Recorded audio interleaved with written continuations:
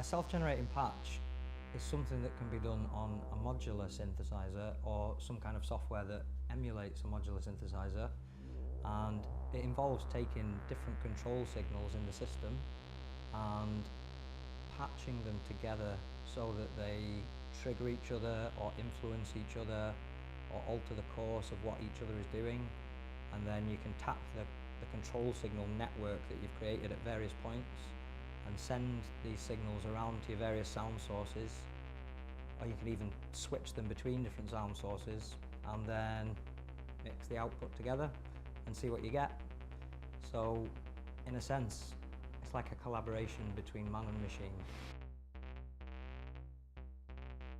If you plan to make some music and you have an idea in your head, then this kind of technique isn't going to help you at all. But if you're someone who's interested in seeing how music can be generated in an electronic, analog or digital way, and you want to see how you can play call and answer with a machine, then it's a great idea to explore sound. You could argue that the patch wouldn't be there if you hadn't plugged the cables in a certain way, and you can't just approach a modular synth and plug cables in erratically and expect to have a self-generating patch. You have to have knowledge of what the control signals are doing and how they can meaningfully interact. But equally, you can't possibly predict what's going to happen. So there is an element of composition that's coming from the machine itself. You've set the control signals in a way that they will influence themselves, but you can still reach in and change some manual settings at any point, or to change the feel of the patch, or you can change how the sounds are being created. So as much or as little as you want at various points.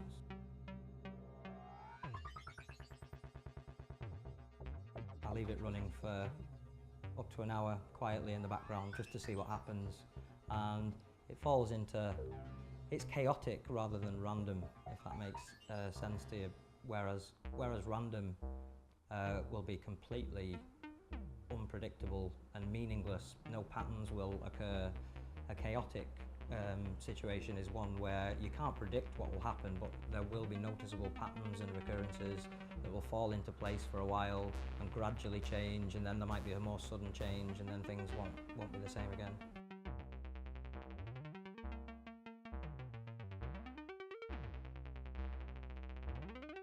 When I create a self-generating patch, the audio is all entirely from the modular. I try not to involve any of the other synths just because they don't lend themselves to being involved in a self-generating patch, because they can't alter their control signals and interpatch their control signals in the way that I've talked about.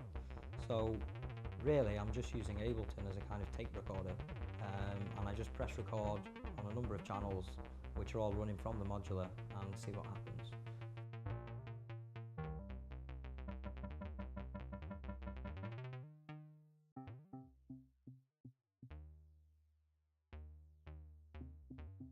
Self-generating patches are really quite meditating or meditative and peaceful, and it can be quite cathartic to just sit there and patch one for quite a long time with no real plan.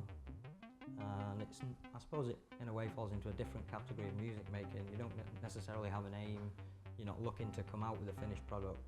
It could just be described as sonic exploration.